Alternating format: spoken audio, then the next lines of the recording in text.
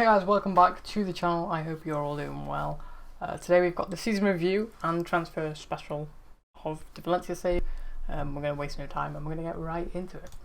So, season review, end of 2020-2021 season. The new arrivals, then we'll have a look who we brought in. Obviously, a lot of new faces were brought into the squad.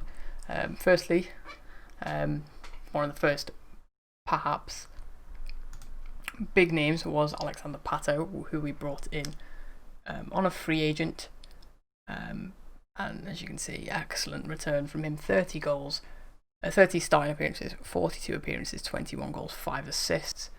Vinicius Jr. also brought in, had an alright season, 5 goals, 3 assists in 40 games. Alphonso Davies, a pretty tidy cover. Hamza Chowdhury again, decent. He nearly scored a screamer on the final day, but VAR ruled out. Jack Wilshere, apparently named signing of the season. I mean, I'd say it was Pato. 33,000 a week to replace a £100,000 a week striker, which we picked the transfer fee up for. Obviously, Kevin Romero went out. I wouldn't call Jack Wilshere a star of signing. Yaya Toure also coming in, playing 9 games, not really making a great impact. Transfers out, as you can see, a few smaller players. Sabrino we sold to Brighton, and Kevin Romero sold to Marseille for £4 million, 19 starts, 11 goals, an alright return. But as you can see, a few years older than Pato, and for the sake of £70,000 a week, I think a pretty good deal all in all. The results then, obviously our board expectation was to qualify for the Euro Cup 2, so that is actually just winning the Spanish Cup. Did that brilliantly, knocked it out of the park, finished in second. The board are delighted that the team qualified for the European Champions Cup through the participation of the first division. Maxi Gomez then our top scorer in the league with 20 goals.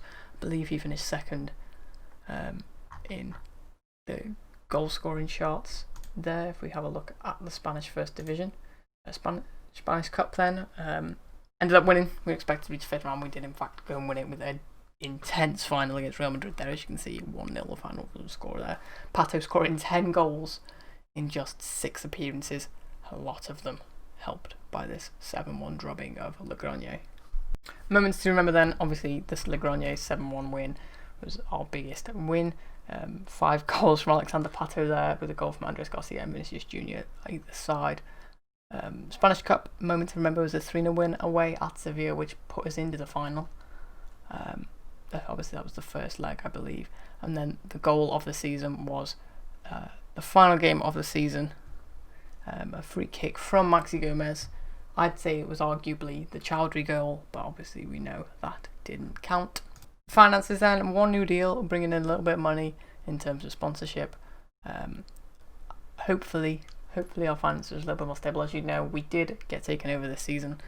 Peter Lim is no more. So then, as you can see, a lot of rotation throughout the season. But this is the tactic we stuck with the most. Vinicius Jr. arguably played more games than Lee Kangin in that left position, but he played more games overall. The only person who played every game in the league was Jasper Cillessen with 43 appearances, 43 starts, and Gabriel Paulista second with 42 starts and 1 appearance off the bench.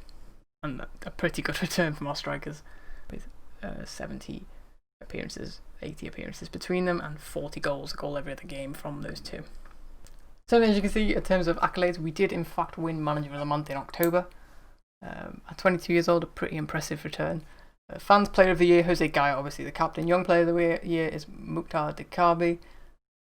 Signing the season, again, Wilshere, I'd argue not. Spanish League Player of the Year was Jose Gaya, and Asian Footballer of the Year, Young Footballer of the Year, Lee Kangin.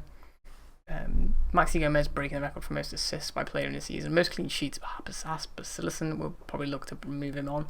Keep an eye out for later in the episode to find out who for.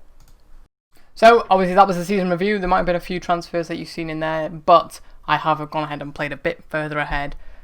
Hence the lighting, hence the clothing change. Different day, same recording, same episode, episode 9 it is. Transfers then. There's a lot. Let's have a look. So then, as you can see, we are on the day of the first game, the morning of the first game of the new season.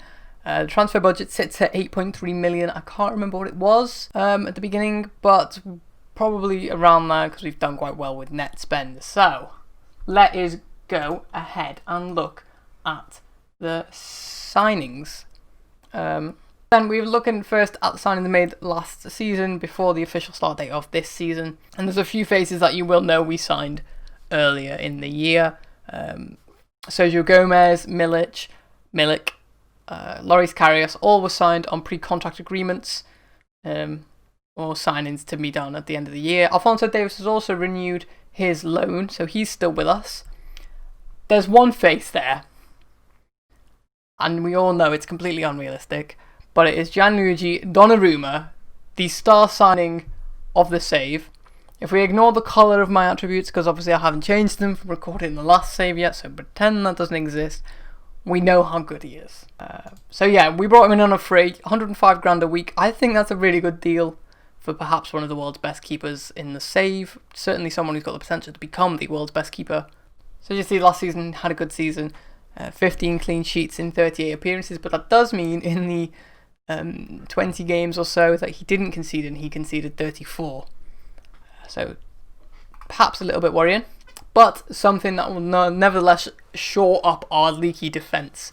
Obviously last season we struggled conceding lots of goals in this small number of games. That isn't the big one. Obviously Milik, I think it was a brilliant deal. He's worth 30.5 million. We picked him up for £4.4 million on a contract of just 50 grand a week. Again, an absolute bargain in my opinion. Lewis Karius, obviously, he's probably going to be our second choice keeper. And we're going to look to ship off Silerson before transfer deadline day. Outgoings then, there's a few loans, a few frees, a few players that don't really matter. Tony Lato, Salas are both going on loan, but a few players off the books. The first of all is Daniel Wass. Obviously, he had a really good season for us last year. Played a lot, 35 appearances, 5 goals, 5 assists, but he's 32, so I thought maybe time to ship him on when we can get decent money for him. 10 million for him, and David Ruiz never was going to play. I think he came back on loan, so we went ahead and shipped him out. There's one face as well, outgoings that I was not happy about. Mukhtar Diakhaby, our star centre-back last season, who played 33 games with an average rate of 7.13, left us for just 32 million. The board intervened, sold him.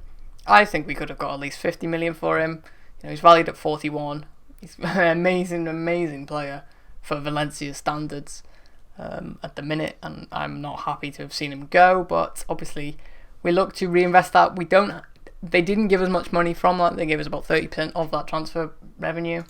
So we invested it on how we thought we could. So the incomings then, there's a few faces you'll recognise. Saliba has come in on loan. I'm not sure whether this is a good deal. I mean, he's got quite good physical, so he could be quite good as cover. I may look to make it permanent if next season, if possible. Secondly, Wesley Fofana, another one I'm looking to loan, maybe with the option to buy next season. But the main player we've brought in to replace Saliba, to replace Diakhaby, is Antonio Rudiger. He's got some quite good stats. Obviously, he isn't as good as Diakhaby, nor is he as young. But we picked him up for just 8.25 million, so nothing. If it's wasted, it's not the end of the world. The final incoming then, Harvey Elliott of Liverpool has come in on loan. Has 3-star current ability with 4.5-star potential ability, some pretty good stats. I think he'll probably be used as cover. Obviously, we've lost Vinicius Jr. this season, so we will need someone to cover the wings. Outgoings then, a few faces that we finally got rid of. Most notably Jason. Obviously, he played a few games for us last season. He made 12 appearances, 1 goal, 1 assist in the league last season. Only made the 1 start in the league. There were 11 substitute appearances. He did struggle to beat Thierry Carrera to the first 11. Another face outgoing then, as you know, I've tried to get rid of him a few times because of his ageing and his stats aren't perfect, is Denis Cheryshev. We have sold him for 7.25 million. After an alright campaign with us, an average rating of 6.81, made some important contributions, but nevertheless not good enough to really stay in the side. So the final outgoing then is Jorge Sáenz. If I've pronounced that wrong, if I've butchered it, I apologise. He's an alright player, but the reality is I don't think he was ever going to play. He was out on loan last season. I don't think he's got enough for what we need. So I thought 4 million for him was a pretty good deal. As you can see, last season, 5 games, 6.72 appearance. For Celta Vigo's only getting in the team 13 times in 3 seasons. It's not brilliant. 2 seasons, not brilliant. So then, obviously, that is all the transfer business. The season review is done as well. Next time, then, we are going to go ahead and get into the first matches of the new season. We are going to be taking on Real Sociedad and Atleti Madrid. I hope to see you there for that.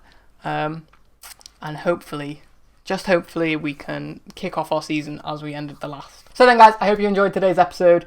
A bit of a different one, a bit of a review, kind of just a filler. If you did enjoy it, don't forget to hit that like button, subscribe, click the notification bell so you know when the new videos come out every 4 PM, every day of the week except the weekends because I sleep.